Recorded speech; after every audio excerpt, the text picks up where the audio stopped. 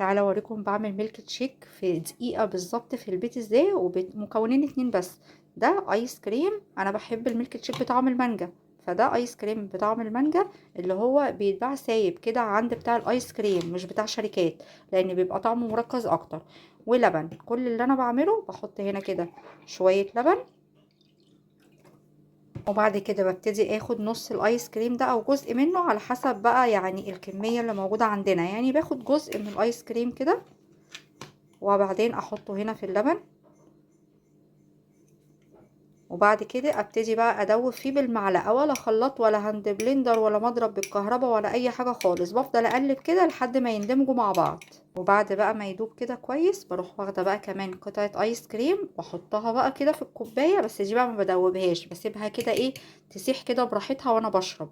وبعد كده اللي عايز بقى يحط قطعه تلج يحط، يعني انا ما بحطش لان هو بيبقى ساقع كفايه. وبس كده بيبقى جاهز عندي بقى احلى ميلك تشيك بمكونين اتنين بس في ثواني كمان مش في دقايق. ايه رأيكم؟ اتفضلوا معايا.